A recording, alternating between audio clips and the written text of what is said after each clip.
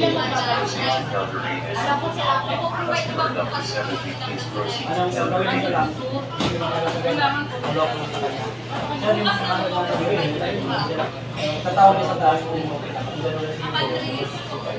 sagutin yung tanong na yan, nagpapasalamat ang aming pamunuan, si Assistant RDO Milda Samudio together with Karen Lucci and all the revenue personnel of RDO 52 with the guidance.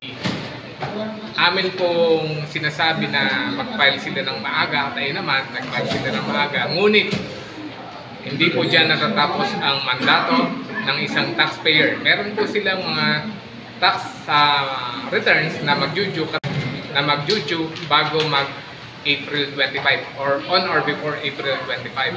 At yung kanilang 1601 EQ or yung quarterly expanded withholding tax na mag-due ng itong buwan na ito. So sir, yung tawag ito, yung mga hindi na-comply? Yung mga hindi po pwede pa naman silang humabulardo, di ba?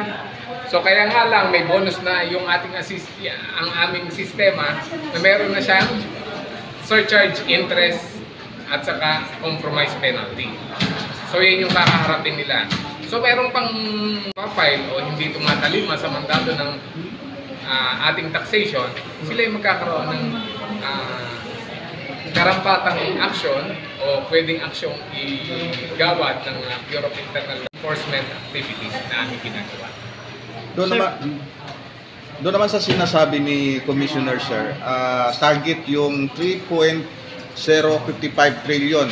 Anong kaya ba nating abutin yun?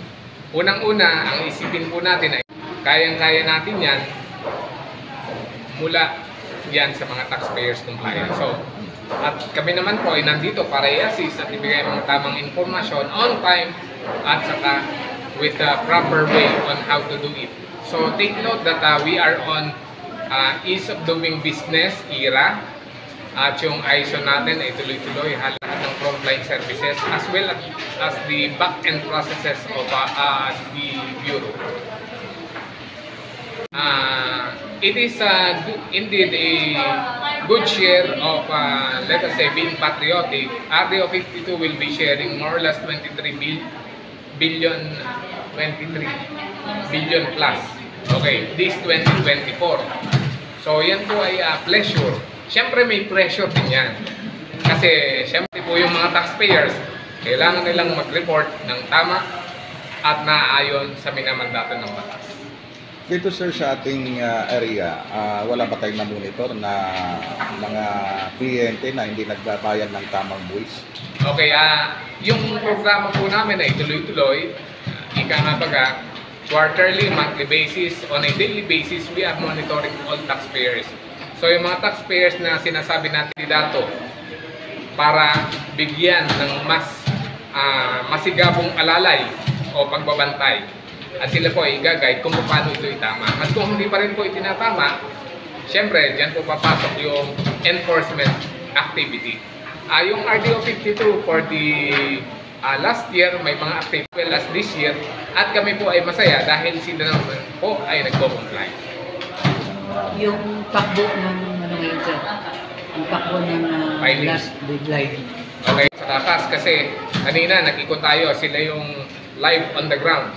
Okay, Ardo, binibigay ko sa iyo ang... Good day po sa inyong lahat.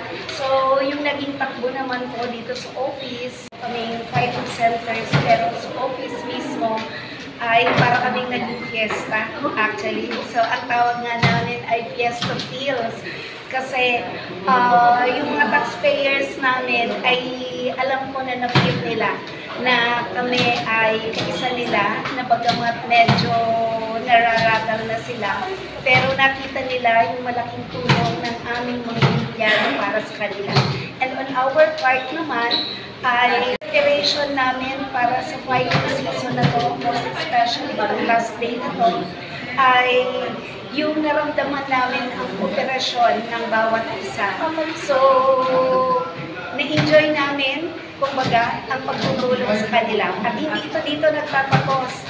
Kasi itong mga nasa likodan ninyo, they are from the collection section. Tuloy pa rin po sila hanggang April 30 para tanggapin yung mga attachments na talagang submit ng mga taxpayers 15 days after the filing. So alam natin niya na yung filing system ng natin is file and date at the same. Pero po yung mga attachments ay tatanggapin nila. So tuloy-tuloy yung aming services sa aming mga taxpayers. Lumagpas ka doon sa pinaka-deadline ng April 15, so magbabayad na ng mga penalties yung mga taxpayer. Opo, kagaya po nung nabanggit ni Sir kanina, last day ng walang multa. Pero bukas po, kung mayroon silang ipa-file sa amin, kahit pa siya exempted, ay since late na yung filing, magkakaroon na po ng karampatang penalty. Sa mga senior citizen, ma'am. Sa pagkakataon po ito ay hindi po excuse yung mga senior citizens kasi unang-una kaya sila magpa-file kasi meaning they are still being fully employed. So wala po silang pinagkaiba sa ibang taxpayer. Kailangan tatalima tayo doon sa pinaka-deadline ng BIR para makapagbayad ng tamang buwis.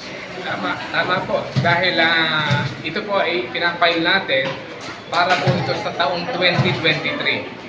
So mahaba na yung binigay na palugit ng Bureau for 4.5 months if you will have it counted. So yun yung last day. So syempre, pagka lumampas tayo ron, may penalty. Pero take note, yung tanong nyo sa senior citizen at iba pa, meron tayong EOPT.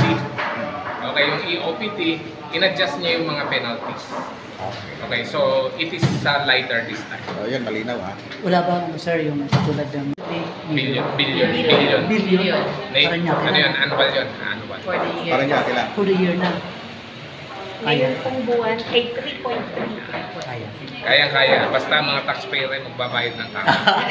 33 Yun, million, sir. kakabit ko. For the year po. For the year. Kaya-kaya basta mga taxpayer Ano sir, Sa ngayon magbabayad sabihin mo ng na tama. yung target namin na 23 billion. 3.3. Palagay ko, Ayun, kayang-kaya na makuha. 2024, meron po tayong goal na 23.53 billion. Yan po yung iniatang sa ating distrito para kolektahin. So kaya naman, sir. Kayang-kaya po sa paniniwala namin na mga taxpayers ay tatalima sa lahat ng mandato na tinatadhana ng ating taxation laws. Thank you, sir.